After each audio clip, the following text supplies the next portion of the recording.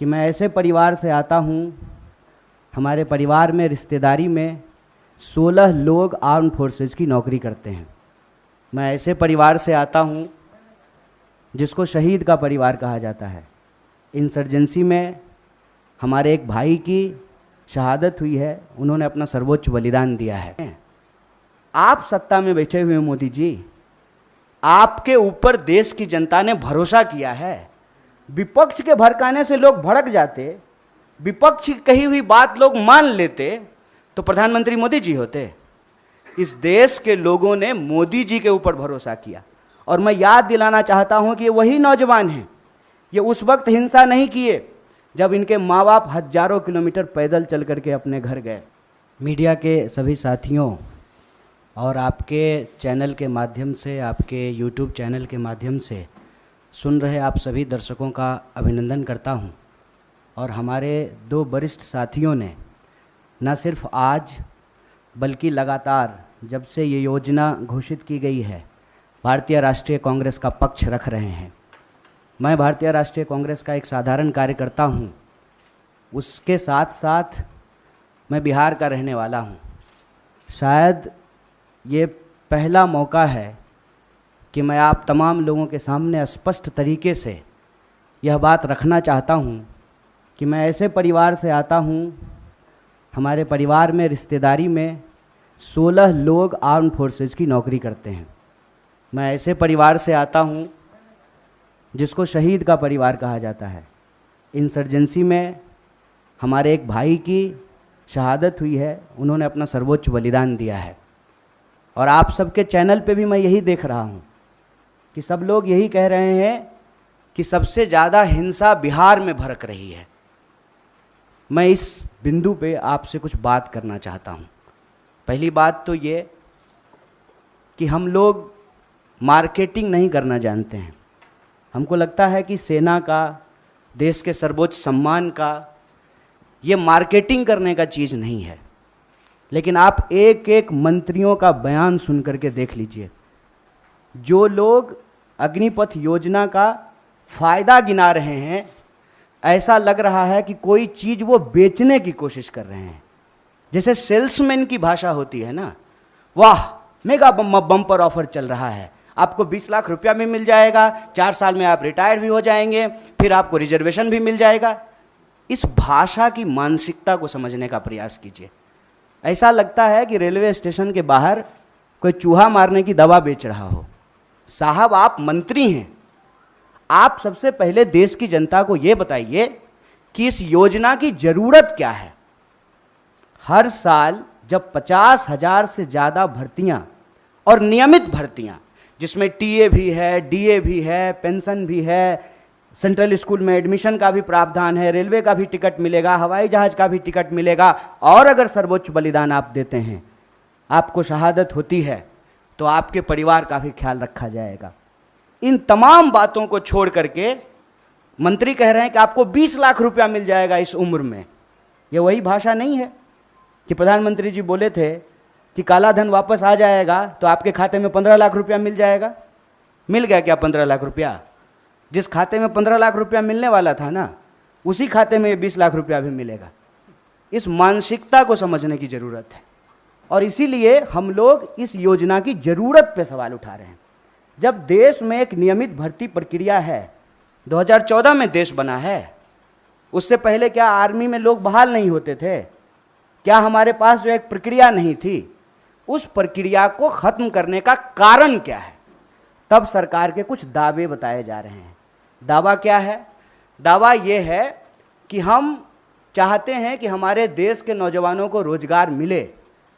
ये तो आप चाह रहे हैं, ये आप वादा भी कर चुके हैं कि हर साल आप 2 करोड़ नौकरी देंगे। उस 2 करोड़ नौकरी को छोड़ करके पीएमओ ने अभी ट्वीट किया कि हम 10 लाख रोजगार देंगे।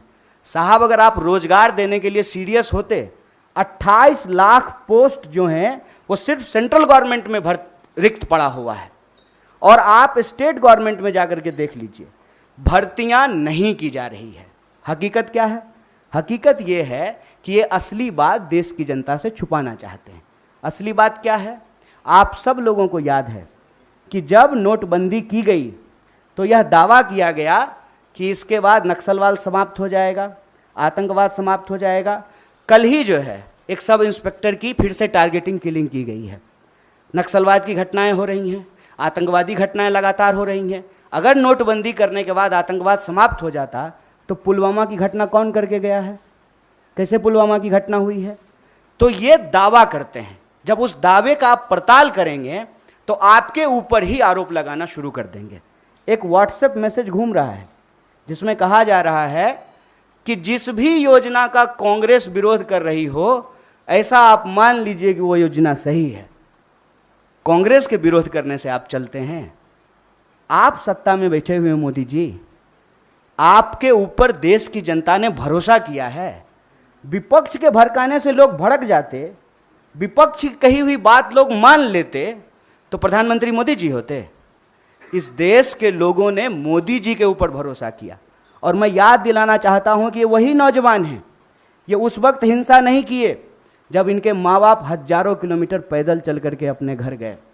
ये वही नौजवान हैं, ये तब भी हिंसा नहीं किए जब उनके परिवार को ऑक्सीजन नहीं मिल रहा था और वो तरप तरप करके जान दे रहे थे। ये तब भी हिंसा नहीं किए जब आपने हर साल 2 करोड़ नौकरी नहीं दी।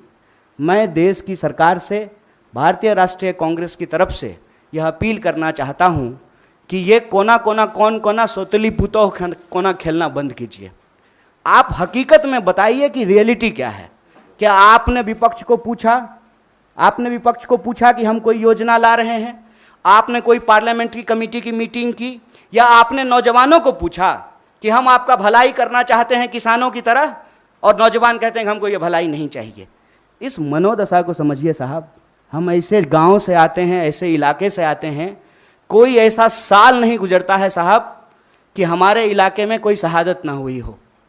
हमारे इलाके में लोगों के पास महज नौकरी नहीं है सेना, हम जानते हैं इस बात को। जब किसी परिवार में किसी बच्चे को सेना की नौकरी मिलती है, पूरे इलाके में उनका सम्मान होता है।